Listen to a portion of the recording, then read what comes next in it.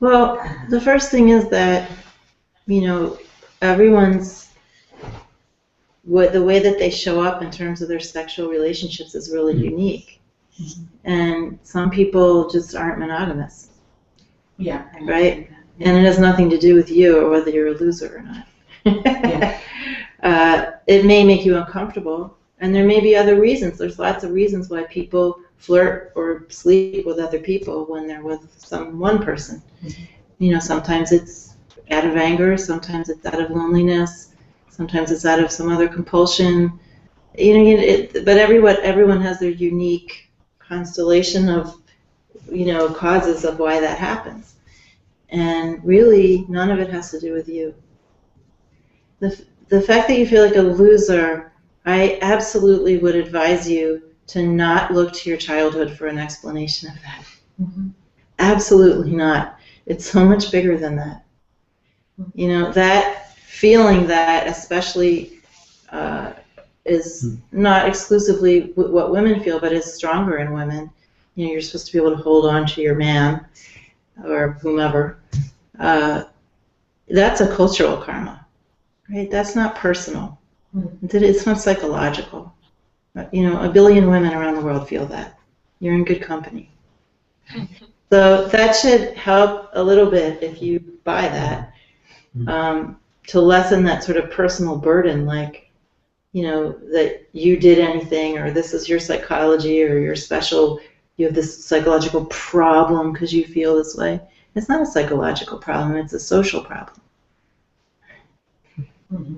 It's a social problem where people are taught to over and over and over and over and over and over and over and over and over again to find a sense of self-worth in something external. And you weren't taught that by your parents. You were taught that by a whole world.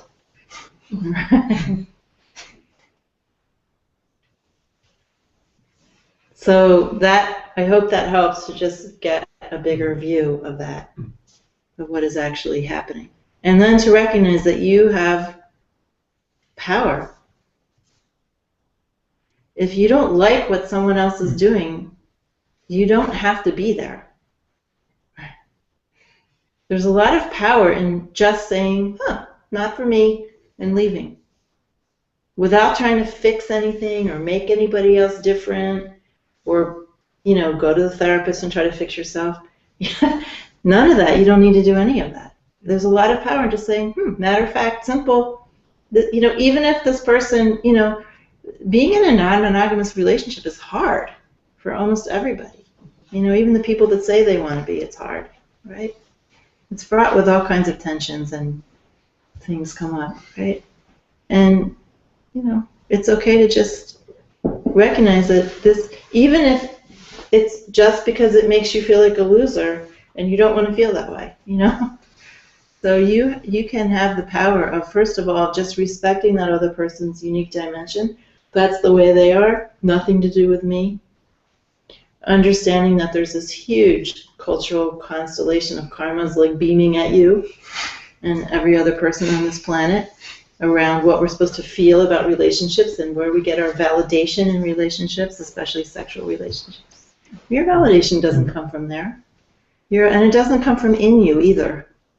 That's another burden. Oh, I have to nourish myself. I have to love myself. I have to have sex with myself. That's just another burden. The truth of the matter is that everyone is completely equal. Completely equally made of the same thing, arising from the same thing, the same reality, arising out of the same reality.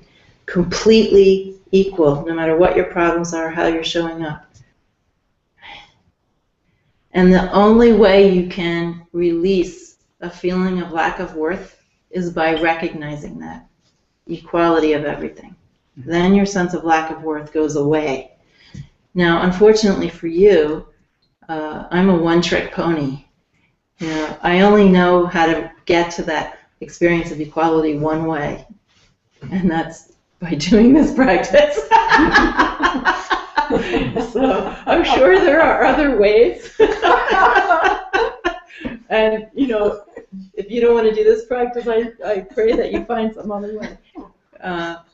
And, I'm sure you will. But I'm just saying, there is no thing you can find, no psychological fix. There's no fix with another person that's going to resolve that. The only thing that's going to resolve that is recognizing that you are equal with everything else here, and you are magnificent. Because everything here is like a magnificent work of art. Right? Even your fixations are that also. So that takes a long time to realize that. In the meantime, we just have to put up with ourselves. But it's good to have a bigger view. It's good to have a bigger view. The psychological view that we've inherited is so damaging. It's so limited. It's so small. And it hurts people, I think. And it's time limited, Started at the end of the 19th century, and it'll die out really quick if I have anything to do with it. Much quicker. There's a lot of the things people feel, especially around sexuality and gender, is huge. It's like, a planetary-wide karma.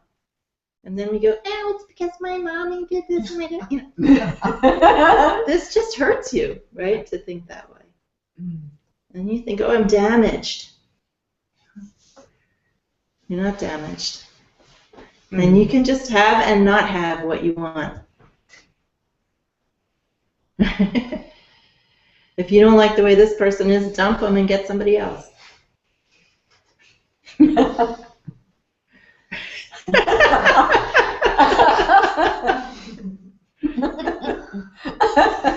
That's really helpful, the equal part. See, I didn't tell you to think of me.